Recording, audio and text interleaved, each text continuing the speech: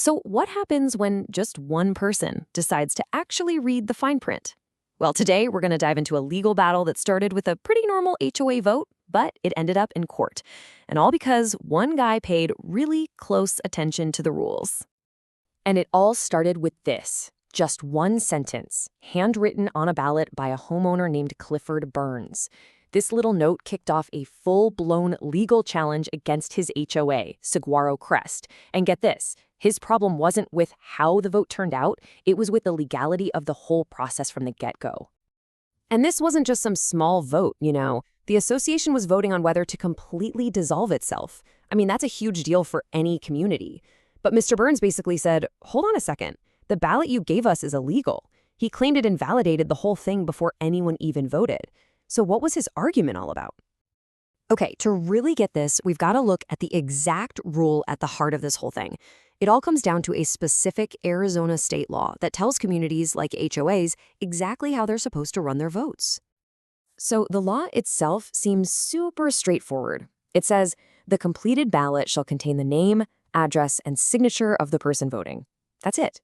3 things. Name, address, signature. How hard can that be, right? Okay, but here's where the plot thickens. The law has this one little exception. See, if an HOA's own rules specifically allow for secret ballots, then all that info, the name, address, and signature, can just go on the envelope instead. But, and this is the key part, for a regular ballot, it all has to be on the ballot itself. That little difference, it's everything in this case. And this is the whole shebang, the absolute linchpin of the case. Mr. Burns pointed out that his HOA's rules, they say nothing about secret ballots. Nothing. So that exception doesn't apply, which means they had to follow the main rule. Name, address, and signature. Right there on the ballot itself. No way around it. So that's the argument that brings everybody into a formal hearing. And what started as a simple disagreement over a form, well, it turned into this huge debate about what words like ballot and name even mean. So in court, Mr. Burns lays out his evidence. Exhibit F, the ballot itself. It's just a piece of paper with checkboxes. No spot for a name, no address, no signature. Then Exhibit G, the envelope. It's got a line for a signature and a lot number, but that's it. No printed name, no full address. His point was crystal clear. Look at these 2 things. Neither one follows the law, and even if you put them together, they still don't. And this is where you see the 2 sides just living in different realities. The HOA's lawyer is arguing, come on, the ballot and the envelope are basically one thing, a package deal. They said a lot number is kind of like an address and a signature is a person's name. Their whole argument was basically, it's close enough. But Mr. Burns was like, nope, the law is specific for a reason. A ballot isn't an envelope, and if the law wanted a signature to count as a name, it wouldn't have listed them as 2 different things.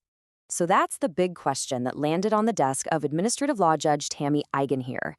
I mean, does close enough actually fly when the law is super specific? Is the HOA's argument just a reasonable interpretation, or did they flat out fail to follow the rules as they were written? All right, so after listening to Mr. Burns and the HOA president, the judge didn't get caught up in who meant well or what seemed fair. Nope. She went straight back to the one thing that mattered, the law itself. And her decision, it came down to this really fundamental legal idea. She basically said, in Arizona, when we're looking at a law, we start with the words on the page. If the language is clear, you don't need to guess what it means. You just do what it says. End of story. So first up, she tackles that whole ballot versus envelope thing, and she sides completely with Mr. Burns. She says the law itself makes it obvious they're 2 different things. If the lawmakers meant for them to be the same, they wouldn't have used 2 different words. Simple as that.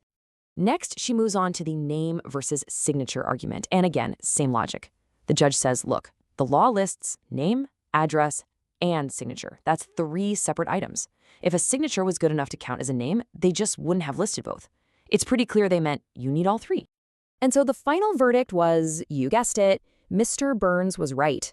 The judge ruled that the Saguaro Crest HOA absolutely violated state law by not having those 3 fields on the ballot. His petition was granted. And this wasn't just a slap on the wrist. The order was really clear. 1, his petition was granted. 2, the HOA had to pay him back his $500 filing fee. And 3, the HOA was ordered to follow the law correctly in all future votes, period. Okay, so you might be thinking, Wow, all that for a fight over some names and addresses on a form? Why does a little technicality like this matter so much? I mean, enough to go to a legal hearing. Well, it's because this case really wasn't about the outcome of the vote at all. It was about the integrity of the whole process. The judge's ruling reminds us that proper procedure isn't just some boring formality. It's the guardrail that keeps things fair, transparent, and accountable. Whether it's an HOA vote or a national election, the rules are there to protect the process itself, no matter who wins or loses. And you know what else? It just goes to show you the power that one single informed person can have.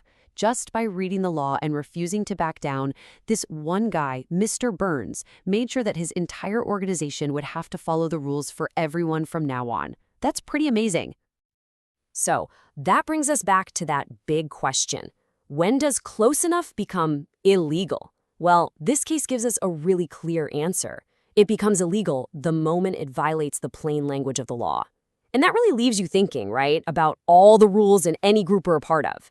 When the text is clear, following it isn't just a suggestion, it's the very foundation of fairness.